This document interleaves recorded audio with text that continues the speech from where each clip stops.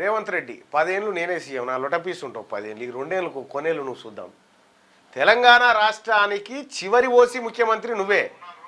ఎవరైనా గచ్చంతో ముగుస్తుందేమో ఓసీల పరిపాలన అంటుంటే దద్దమ్మతో ముగిసిపోయే పరిస్థితి వచ్చింది నీతోటి. 2028 తర్వాత ఇక నువ్వు రాసి పెట్టుకో, నీవు కానీ నీ ఖాందాన్ కానీ నీ జాతి కానీ ఎవరు కూడా ముఖ్యమంత్రి కాదు కదా అటు దరిదాపులో కూడా చూసేటువంటి సాహసం చేయరు. అది రాసి పెట్టుకోండి.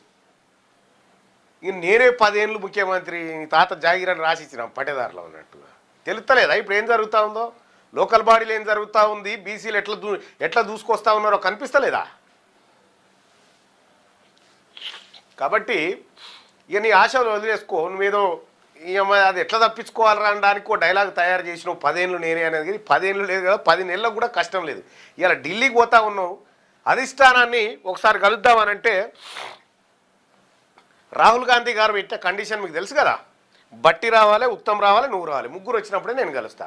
పార్లమెంట్ దర్వాజా కానీ నిలబడి ఫోటో దిగి ప్రెస్కు రిలీజ్ చేసిన అందరికీ ఆ డ్రామా అనేది తెలుసు. కానీ నా అంచనా ప్రకారం రేవంత్ రెడ్డి గారు నీ పదవికి గండం ఎందుకో కనిపిస్తూ ఉంది, చాలా సీరియస్గా అయిపోయింది. ఎందుకంటే నీ పర్ఫార్మెన్స్ ఏం లేదు, ఒట్టిదే అంతా డొల్లా. ప్లస్ మళ్ళీ నీకు ఏమైనా పెద్ద నాలెడ్జ్ ఉందంటే లోటపీస్ అది కూడా ఏం లేదు, ఓ సబ్జెక్ట్ రాదు ఏం లేదు, అప్పటిదప్పుడు తాత్కాలికంగా 4 ముచ్చట్లు నేర్చుకొని పోతాం.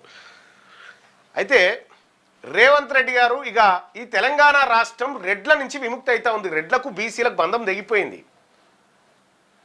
ఇక్కడ భువనగిరి కాడ ఒక్క రెడ్డి ఆమె గెలిచి ఏమంటుంది చూసిరా, నేను వీడియోలో చూసిన. నేను గెలిచిందే ఒక్క ఓసీని, జనరల్ మాదే కదా మాకు ఇయ్యాలి కదా అన్నట్టు. జనరల్ వాళ్ళ తాత జాగీర్ అయినట్టుగా ఎమ్మెల్యే చెప్తుంది. జనరల్లోకి బీసీలు ఎట్లా దూసుకొస్తా ఉన్నారో చూసిరు కదా. ఇన్ని రోజులంటే అణచివేత, కానీ ఇలా మేల్కున్న బీసీ సమాజం ఉంది కాబట్టి ఇలా మీ పప్పులు ఉడుకుడు ఇక తప్పని పరిస్థితి. నామినేషన్లు ఎత్తందుకే భయపడరు మీరు, ఆ పరిస్థితి వచ్చింది. రేపు పొద్దున గీందాకు వచ్చింది, రేపు ఎమ్మెల్యేలు గుంజుకుంటారు, రేపు పీఠాన్ని అధిష్టిస్తారు. ఇంకా నేనే ముఖ్యమంత్రి, ఎట్లా ముఖ్యమంత్రి కొనసాగుతావు నాకు అర్థం కాలే. నీకు ఒక్క క్షణం కూడా సీట్లో కూర్చోవడానికి అర్హత లేదు. నువ్వు ఉన్నావు మున్సిపల్, విద్య, హోము, ఆ తర్వాత ఇవన్నీ దోపిడీ అన్నీ నువ్వే. నీకు దోపిడీలో ఉన్న ఎక్స్పీరియన్సు, నీకు చీటింగ్లో బ్లాక్మెయిలింగ్లో ఉన్న ఎక్స్పీరియన్స్ పరిపాలనలోనైతే లేదు, అంతే జగమెరిగిన సత్యం అది. కాబట్టి రేవంత్ రెడ్డి గారు మీరు బీసీల ద్రోహిగా గద్దె దిగబోతా ఉన్నారు. చరిత్రలో నువ్వు రాసి పెట్టుకో. బీసీలకు అత్యంత మోసం చేసినటువంటి దుర్మార్గపు ముఖ్యమంత్రి ఎవరు అంటే రేవంత్ రెడ్డి అని లిఖించబడతా చూడు. ఎందుకు చెప్తా ఉన్నంటే కామారెడ్డి డిక్లరేషన్ పేరుతోని నువ్వు వాడిన డ్రామా, కులగణన పేరుతో చేసిన మోసం, డెడికేట్ కమిషన్ రిపోర్ట్ బయట పెట్టకుండా